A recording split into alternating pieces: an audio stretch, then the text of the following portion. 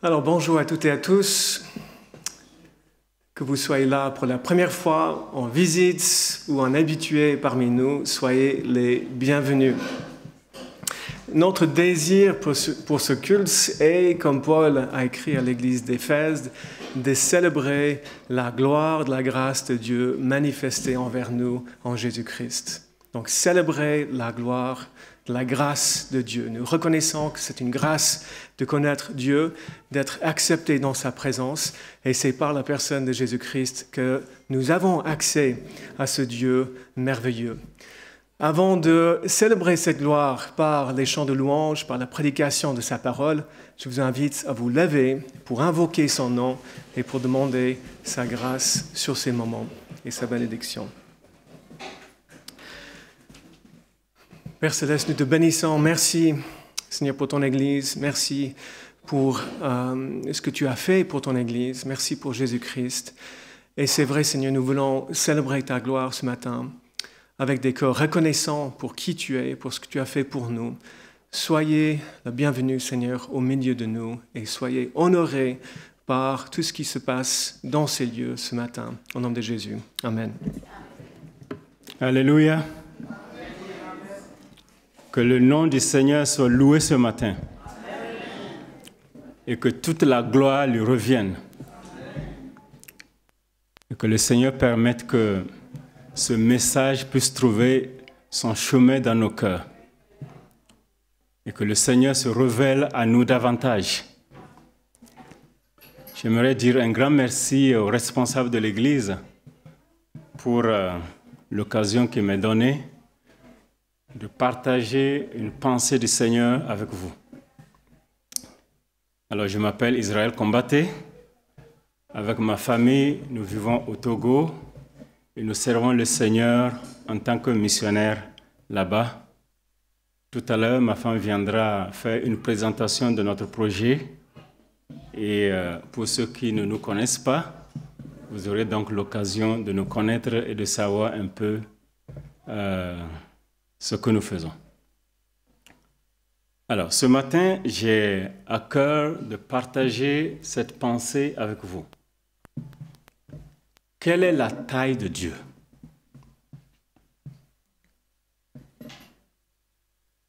Et je prends mon exhortation de Jacques, du livre de Jacques, chapitre 4, verset 8. Et plus tard, vers la fin du message, nous allons aussi lire Deutéronome chapitre 4, verset 29. Quelle est la taille de Dieu? Bien entendu, c'est un titre provocateur, mais une provocation qui nous amène à une réflexion plus poussée sur Dieu. Et permettez que je vous raconte cette petite histoire, je ne sais pas où je l'ai entendue, qui dit ceci. Un garçon a demandé à son père, « Papa, quelle est la taille de Dieu? Quelle est la vraie grandeur de Dieu? » Puis le père leva les yeux vers le ciel, aperçoit un avion et dit, « Regarde là-haut, fiston. Il y a un avion. » Puis demanda avec sérieux, « Quelle est la taille de cet avion? » Le garçon lui répondit, « Il est très petit. Je peux à peine le voir. » Le père l'amena donc à l'intérieur d'un aéroport. Et alors qu'il s'approchait d'un avion, ce père, avec beaucoup d'enthousiasme, demande à son fils, « Fiston, quelle est la taille de cet avion? » Et le fiston lui répondit, « Waouh, papa, il est grand, il est immense. Les gens peuvent même aller à l'intérieur de cet avion. » Et le père répondit à son fils, La taille de Dieu dépend de la façon dont tu es près ou tu es loin de lui. Notre vision de Dieu dépend de notre proximité ou de notre éloignement de Dieu. La façon dont nous apercevons Dieu dépend de notre positionnement par rapport à Dieu. Tout comme ce petit enfant qui voyait dans cette première image l'avion très loin. Et dans la deuxième image, il voit l'avion tout près. Très grand, plus grand que lui, au point même où l'être humain peut aller à l'intérieur de cet avion. Notre vision de Dieu dépend de notre proximité de Dieu et de Jésus, de sa parole. Notre texte nous dit ceci. Excusez-moi. Approchez-vous de Dieu et il s'approchera de vous. Nettoyez vos mains, pécheurs, et purifiez votre cœur, vous qui avez le cœur partagé. Jacques chapitre 4, verset 8. Nous ne pouvons pas nous approcher de Dieu si nous avons les mains et les cœurs souillés. Nous ne pouvons pas venir vers Dieu et être près de Dieu si nous avons les cœurs partagés. Plus tu t'approches de lui, plus tu verras Dieu plus près et plus grand. À mon avis, il y a deux priorités dans la vie d'un croyant qui révèlent la taille de Dieu. Et la première priorité, c'est la communion que nous avons avec son Fils Jésus-Christ. Et la deuxième priorité, c'est notre vie d'adoration. L'adoration qui vient d'un cœur sincère. Et je vais d'abord parler de cette première priorité, la communion avec Jésus-Christ. La première partie de notre texte, Jacques chapitre 4, le verset 8, dit ceci. Approchez-vous de Dieu et il s'approchera de vous.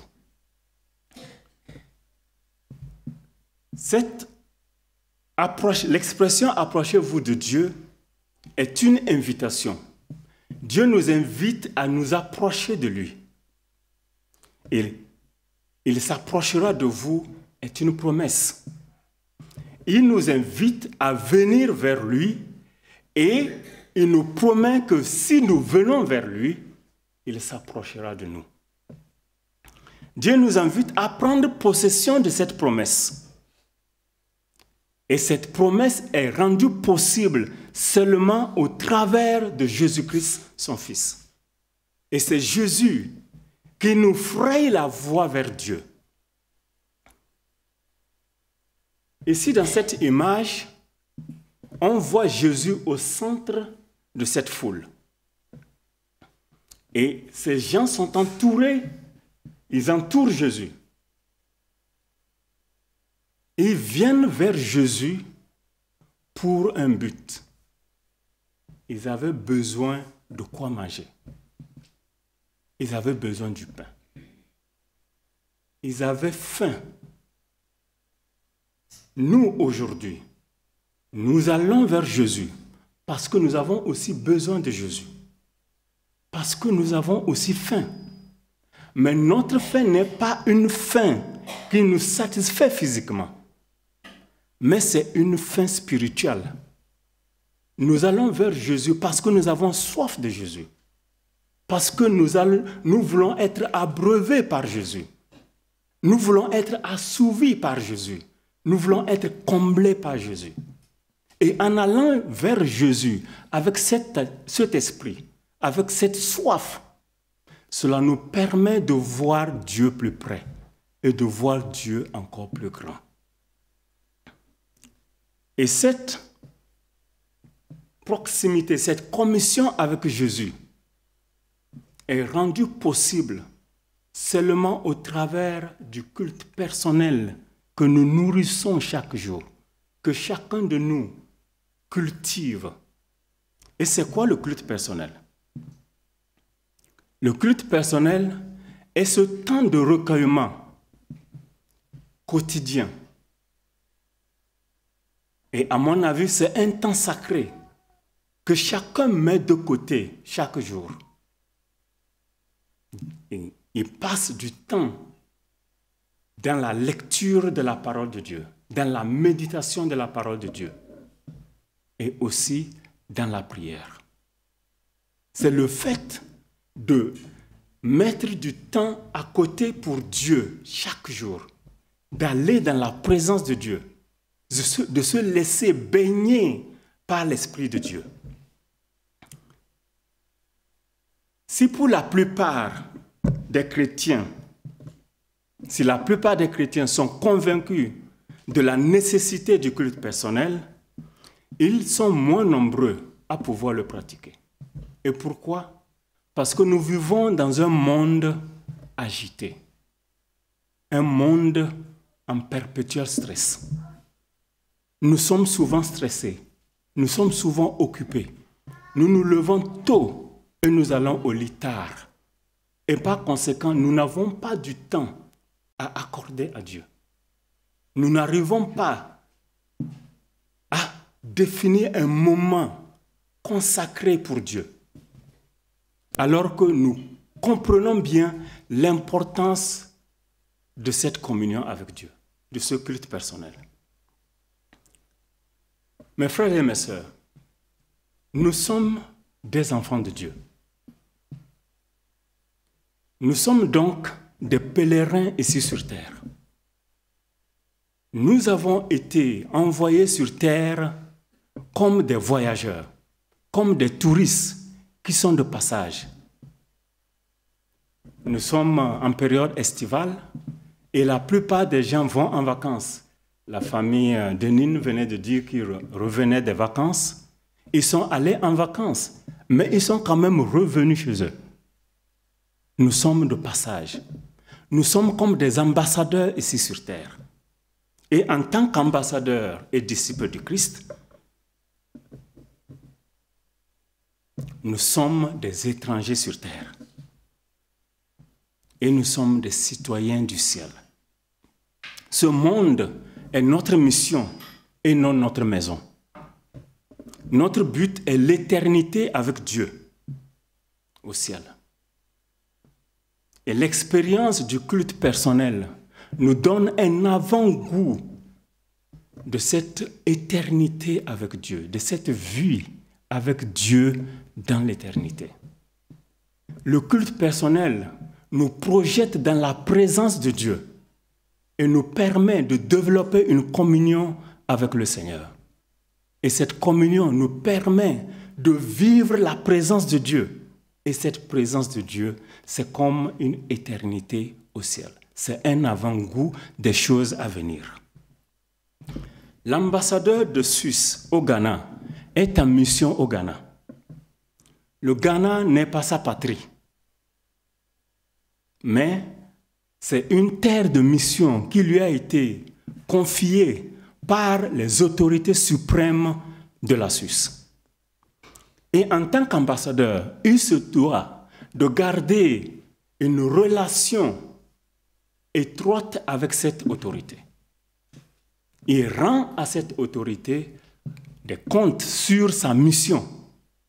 De la même manière, en tant qu'ambassadeur sur terre, nous devons aussi garder une étroite relation avec notre autorité suprême, qui est Dieu qui est au ciel et qui nous a envoyés ici en mission. Si nous n'avons pas cette communion avec lui, eh bien nous ne pourrons pas réussir notre mission ici sur terre. Et un ambassadeur qui ne garde pas de bonnes relations avec ses autorités ne pourra pas rester longtemps sur son poste. Il va être révoqué à un moment donné. Dieu ne va pas nous enlever comme ça, mais si nous n'avons pas cette intimité avec lui, cela affectera notre mission ici sur terre. En tant qu'ambassadeur, il entretient des relations avec son autorité. Et l'ambassadeur de la Suisse au Ghana vit au Ghana, mais il ne vit pas en tant que Ghanéen, il vit en tant que Suisse. Il vit selon les principes de la Suisse. Il vit selon la culture suisse. Bien entendu, même s'il est au Ghana, il vit tout de même selon la culture suisse. Et nous aussi, en tant qu'enfants de Dieu, en tant qu'ambassadeurs vivant ici sur terre, nous sommes censés vivre selon les principes du ciel et non selon les principes terrestres. Nous sommes censés vivre selon la culture du ciel et non selon la culture terrestre. Mais si moi, mais si toi, mais si nous choisissons de vivre selon les principes terrestres et que nous nous attendons à recevoir quelque chose de Dieu, nous ne recevrons rien. Si nous nous attendons à voir Dieu en vivant selon les principes terrestres, nous n'allons pas pouvoir voir Dieu. Mais si nous vivons selon les principes célestes, eh bien, cela va attirer la présence de Dieu et nous permettre de voir Dieu si près et si grand. Ceci est un principe divin et biblique. Si tu veux connaître quelqu'un, tu dois t'approcher de cette personne et passer un temps de qualité avec cette personne. Quand j'ai rencontré Esther pour la première fois sur le bateau Meshichip, puisque nous vivons sur un bateau, nous faisions tout ensemble. Et quand nous avions compris que l'amitié qui, entre-temps, nous liait, pouvait aller plus loin, eh bien, on a cherché à se connaître. Et donc, on passait du temps ensemble. On mangeait le petit déjeuner presque tous les jours ensemble. Et le repas du soir presque tous les jours ensemble. Notre contexte nous permettait de pouvoir le faire parce qu'on vivait ensemble. Mais cela a accéléré notre degré de connaissance de l'un et de l'autre. De la même manière, si nous voulons connaître Dieu, eh bien, il faut que nous passions du temps avec Dieu et un temps de qualité avec Dieu.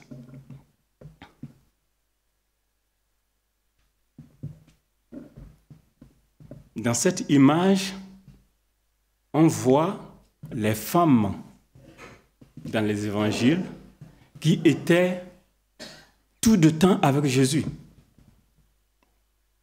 Et ces femmes connaissaient Jésus. Et ce qui est arrivé à Jésus les a séparées de Jésus. Mais à un moment donné, elles avaient toujours envie de Jésus. Et elles sont allées à la tombe de Jésus, à la rencontre de Jésus. Et arrivées, elles rencontrent ce Jésus, mais d'une autre manière. Et ce texte nous dit, « Ceux qui me cherchent me trouvent ». Ça, c'est une promesse. C'est une promesse qui voile une invitation. Dieu nous invite à le chercher. Et il nous promet que si nous le cherchons, nous allons le trouver. Il y a un autre texte qui dit, « Le Seigneur est proche de ceux qui l'invoquent d'un cœur pur. » D'autres versions disent, « d'un cœur sincère. » Si nous cherchons le Seigneur sincèrement, eh bien, il se rapproche de nous. Lorsque le croyant prie selon la volonté révélée de Dieu, sa foi devient spécifique et focalisée sur Dieu. Ainsi, la foi saisit cette réalité de la volonté révélée de Dieu et en fait une cible. De telles prières amènent les circonstances ici-bas à se soumettre aux ordres du ciel. Pourquoi? Parce que dans la communion avec Dieu, nous avons compris la volonté de Dieu. Et cette volonté de Dieu nous permet de mener une prière ciblée. Nous savons dans ce cas ce que nous cherchons et nous demandons à Dieu cette chose. Prier, c'est donner à Dieu toute notre attention. Nous ne sommes rien sans la présence de Dieu. Mais une fois que la présence de Dieu nous habite, nous devenons extraordinaires. Parce que Dieu lui-même est extraordinaire. Et Dieu fait se lever sur nous son soleil de justice. Et la justice de Dieu transcende la justice humaine. Elle transcende nos lois. La justice de Dieu attire sa bénédiction, attire la faveur de Dieu sur nous.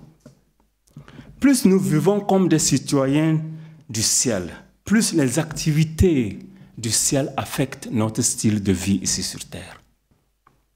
Plus Dieu sera si grand, si présent au quotidien dans nos vies. Ceci m'amène à la deuxième priorité, l'adoration. À mon avis, l'adoration est une vie d'intégrité, une vie d'obéissance. C'est un style de vie. Et dans cette image, comme nous venons de le faire tout à l'heure quand on adorait Dieu, beaucoup de gens ont levé leurs mains vers Dieu. Les gens ont levé même leur cœur vers Dieu. Les gens se sont prosternés vers Dieu. Ça, c'est l'adoration. Le fait d'avoir une attitude qui nous amène à nous voir plus petits que Dieu, qui nous amène à nous soumettre à Dieu, qui nous amène à lever Dieu, à reconnaître que Dieu est grand et qu'il est saint. C'est ça l'adoration. Et qu'est-ce qui nous amène à pouvoir adorer Dieu ainsi? C'est la lumière de la croix que nous voyons. Nous nous laissons transcender, pénétrer par cette lumière de la croix. Et une fois que cette lumière de la croix nous touche et nous transcende, eh bien nos vies deviennent autre chose. Nos vies deviennent compatibles à Dieu. Nous ressemblons à Dieu et nous dégageons un parfum qui plaît à Dieu. Cette deuxième priorité, quelque part, on peut la trouver dans la deuxième partie du texte que nous venons de lire, Jacques chapitre 4, verset 2, qui dit « Nettoyez vos mains, pécheurs, purifiez votre cœur, vous qui avez le cœur partagé. » On ne peut pas adorer Dieu si nous avons des cœurs partagés, si nous n'avons pas de cœur pur. Quelque chose va nous reprocher et va nous amener à nous conformer à la lumière de la croix. En d'autres termes, ceci veut dire se détourner du péché et devenir des croyants sacrés, résolus à plaire à Dieu. Donc, consacrés à Dieu, ce qui est une forme d'adoration, une vie d'intégrité et d'obéissance. Vivre dans l'intégrité, faire du bien autour de soi, éviter de blesser les autres, c'est cela la véritable adoration. Et Jésus nous dit, l'heure vient, et elle est déjà là, où les vrais adorateurs adoreront le Père en esprit et en vérité. En esprit et en vérité. Car ce sont là les adorateurs que le Père a besoin. Des gens qui vont vers Dieu en esprit, avec un cœur sincère. Des gens qui vont vers Dieu, cherchant à rencontrer ce Dieu. Des gens qui vont vers Dieu parce qu'ils ont soif de ce Dieu, parce qu'ils veulent être touchés par ce Dieu, parce qu'ils reconnaissent la sainteté de ce Dieu, parce qu'ils veulent élever ce Dieu. Et pourquoi nous cherchons à le lever? C'est parce qu'on voit qu'il est grand et qu'il est près de nous. Il n'est pas loin de nous. Beaucoup pensent que l'adoration se résume à la musique, au chant et aux prières prolongées, ce qui n'est pas mauvais. Mais quelle serait donc la valeur de cette adoration si notre vie ne reflète pas la sainteté de Dieu? Ainsi, la véritable adoration est donc l'obéissance et la sanctification. Elle est dans la volonté de Dieu et dans les fruits de l'esprit que nous portons. L'adoration est une vie et un style de vie qui plaît à Dieu, au-delà de nos paroles prononcées. Ce qui compte, c'est un cœur obéissant. C'est une âme qui choisit le bien. C'est un esprit qui se soumet à ce Dieu si grand.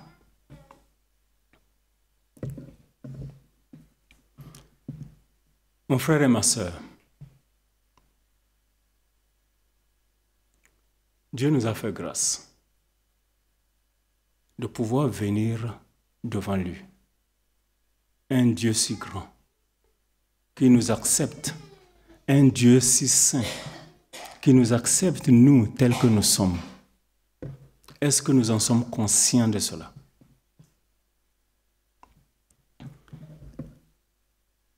Offrons nos vies comme un sacrifice vivant, saint et agréable à Dieu.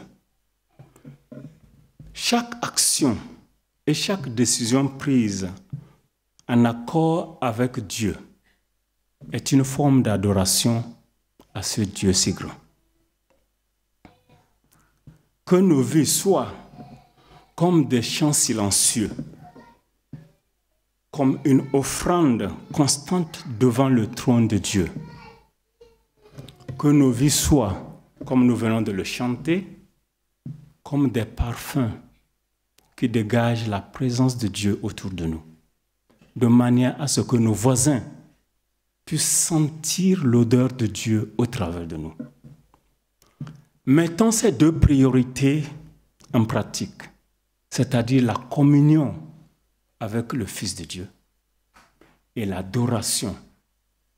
Et en le faisant, eh bien, Dieu continuera par se révéler à nous et permettra à ce qu'on puisse le voir plus près de nous et plus grand. Soumettons-nous plutôt à Dieu et Dieu se le révélera à nous.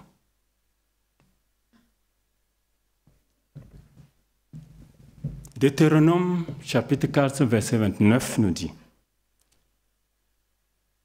Tu chercheras l'Éternel, ton Dieu, et tu le trouveras. Et comment est-ce qu'on cherche Dieu? Dans la prière et dans sa parole. Si tu le cherches de tout ton cœur et de toute ton âme, et on le cherche dans sa parole. Méditer la parole de Dieu doit être le focus principal de nos vies en tant qu'ambassadeurs du ciel sur terre. C'est dans une vie de communion avec Dieu que Jésus peut se révéler à nous et que nous pourrons aussi entendre sa voix. Et c'est dans l'adoration que nous avons la manifestation extraordinaire de Dieu en nous et au travers de nous. C'est dans une vie consacrée à Dieu que nous pouvons comprendre sa volonté. Mes frères et sœurs, quelle est la taille de Dieu dans ta vie? Est-ce que tu vois Dieu comme ce petit garçon voyait cet avion dans le ciel, si loin, ou tu le vois près de toi, comme ce petit enfant voyait cet avion devant lui? Que le Seigneur vous bénisse Que le Seigneur vous visite. Que le Seigneur fasse en sorte que vous lui accordiez et que nous lui accordions la place qui est la sienne dans nos vies, de manière à ce que nous puissions le voir plus près, plus grand et encore plus immense. Que le Seigneur vous bénisse. Alléluia. Seigneur, j'aimerais te remercier pour ta parole. J'aimerais aussi te demander de bénir ton Église, de faire en sorte que toute personne qui a entendu cette parole puisse te désirer davantage, chercher à venir plus près de toi, chercher davantage à te rencontrer et à dégager cette odeur, ce parfum qui vient de toi, Seigneur. Ce parfum contagieux, Seigneur. Merci pour ton Église. Merci pour ta main qui est sur ton Église. Dans le nom de Jésus. Amen.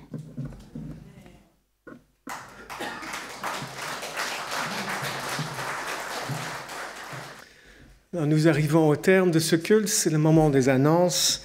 Vous avez des annonces pour la semaine sur l'écran. Donc, il y a des différentes réunions de prière et de personnes durant la semaine. Ce vendredi 8 août, nous avons notre réunion mensuelle d'intercession. Cette réunion a été décalée d'une semaine du fait qu'on ne voulait pas faire concurrence avec un autre événement qui a eu lieu le 1er août. J'aimerais aussi attirer votre attention sur un événement qui est le week-end solo pour les 35 et plus, qui aura lieu à Lézin, donc le 5 au 7 septembre. Donc, si vous êtes intéressé par cet événement, donc pour les célibataires, donc, vous pouvez chercher des papillons qui sont à disposition au fond de la salle. Sinon, Stéphane sera en vacances jusqu'au 18 août. Donc, merci de respecter ce temps de vacances. Si vous avez des questions, vous pouvez contacter un membre du conseil. Et Monique sera de retour le 10 août, donc le dimanche prochain. Sinon, le bar est ouvert. Ça fait longtemps qu'on désirait, on espérait, on souhaitait que le bar reprend vie, et c'est le cas, et nous sommes contents. Donc, merci beaucoup pour l'équipe. Ce n'est pas gratuit, juste, je dois le préciser, mais pour un prix modique, vous pouvez offrir un café à votre voisin, et tous les bénéfices seront destinés à aider les enfants avec les prix des camps. Donc, c'est pour une bonne cause. Je vous invite à vous lever pour la bénédiction finale. C'est la prière de Paul pour l'Église. Il dit « Je prie que Christ vous donne, conformément à la richesse de sa gloire, d'être puissamment fortifié par son Esprit dans votre être intérieur, de sorte que le Christ habite dans votre cœur par la foi. Je prie que vous soyez enracinés et fondés dans l'amour pour être capables de comprendre avec tous les saints quelle est la largeur, la longueur, la profondeur et la hauteur de l'amour de Christ, et de connaître cet amour qui surpasse toute connaissance, afin que vous soyez remplis de toute la plénitude de Dieu. À celui qui peut faire par la puissance qui agit en nous infiniment plus que tout ce que nous demandons ou pensons, à lui soit la gloire dans l'Église et en Jésus-Christ pour toutes les générations, au siècle des siècles. Amen. Soyez bénis. Bon dimanche.